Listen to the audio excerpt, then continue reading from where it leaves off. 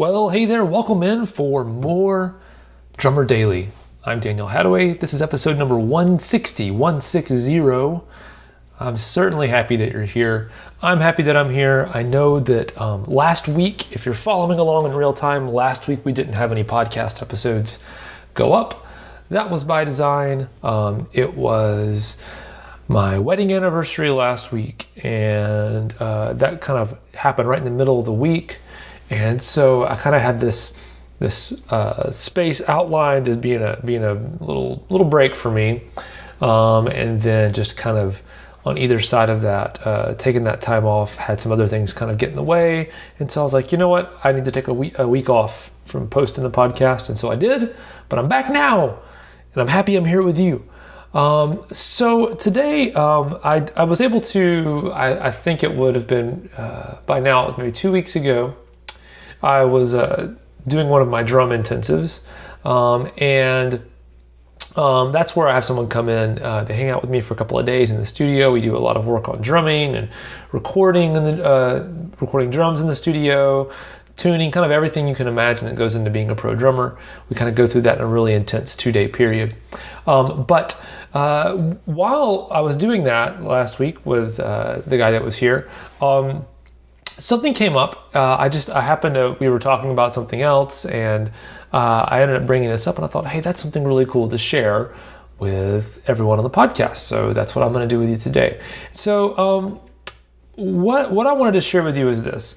I realized that I have, just through my own life experiences as a drummer, especially playing at church a lot, where you're playing. You're playing every week in a church service, and you're learning at least a couple of new songs every week.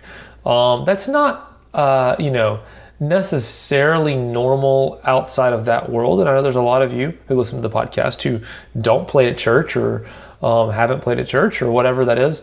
And so I thought there's an interesting perspective that I have, maybe that some of you may not. And that is, a lot of us tend to approach learning new songs or thinking about drumming, even if we're coming up with something new. Maybe it's not learning a new song that someone else has played. Maybe it's just coming up with drum parts for a song on our own, just being creative.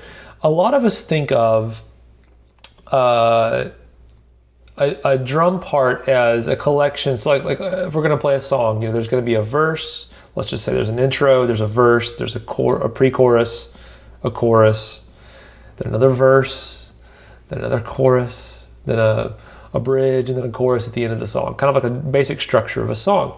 A lot of us think of what we're going to play in a song as, I'm going to play this in the intro, and then I'm going to play this in the verse, and then I'm going to play this in the pre-chorus, and then this part in the chorus, and then this part in the second verse. And the way we think about playing drum parts or coming up with drum parts is it's a collection of sections. So it's, and they all aren't really related. It's like basically, if you have 10 different sections in a song, really each of those 10 sections, we think of those as like 10 little mini songs that may not have much relation to each other. And so we basically have 10 parts we have to memorize. Well, that's not the way that I think about coming up with drum parts, and it's not the way that I think about memorizing drum parts either, if there's someone else's drum parts that I'm trying to learn. I think of it much more like, what is the kind of the bone structure of a song? What is the backbone of a song? The same way, people always say drums are the backbone of a song. What is a repeating rhythmic kind of pattern? What is something that's going on in the song that kind of rhythmically that underlies everything? And maybe that doesn't change. So as a drummer, maybe it's a kick drum pattern, or it's a bass line of a kick drum pattern. Maybe we'll add more kicks on top of that at some point, but there's a bass line of kick hits that don't go away throughout the whole song. maybe the drum pattern as a whole, the accents are the same, and maybe that's something that the accents are the same, and it's a 4-bar pattern that repeats throughout the whole song. The accents are the same, maybe the drums they're placed or the cymbals they're placed on are different, and there's still drum fills and things that kind of go around it. There's window dressing that kind of goes around it, but the core is the same. That's what I think about when I come up with a drum pattern for a song, or I try to memorize someone else's drumming. I think of what is the base backbone of this that doesn't change, that sticks throughout, and then I add things on top of it.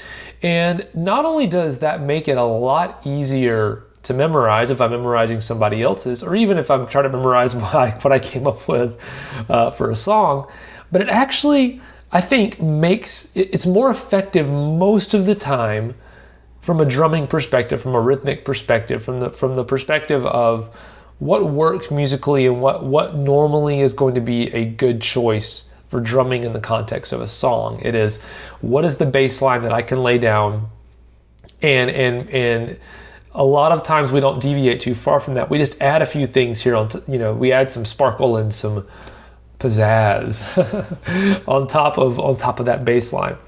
And I just think that's a much better way to go about creating drum parts. And again, this is my opinion, but I think that my approach to creating parts like that is the reason why I ever get hired to play drums or get asked to play drums on anything. It's because I think that's what most songwriters are looking for, and that is what most producers are looking for. Most people who are hiring drummers are looking for drummers who approach songs in that manner. So if you're looking to become more musical in your drumming, if you're looking to get hired as a drummer, or even if you're just looking to expand what you're doing as a drummer beyond maybe what you're doing now, go down this path a little bit and see how it turns out for you. And maybe you'll discover something that you like. And I certainly would suggest you do this if you are faced with the task of trying to create new drum parts and you're kind of feeling stuck as far as inspiration goes, or also if you are tasked with memorizing someone else's drumming, either for playing cover songs or in a cover band or playing at church or whatever reason it might be, that might be a approach to take that will actually work. But that's all I've got for you today. I appreciate you listening, and we will talk again very soon on Drummer Daily. Bye for now.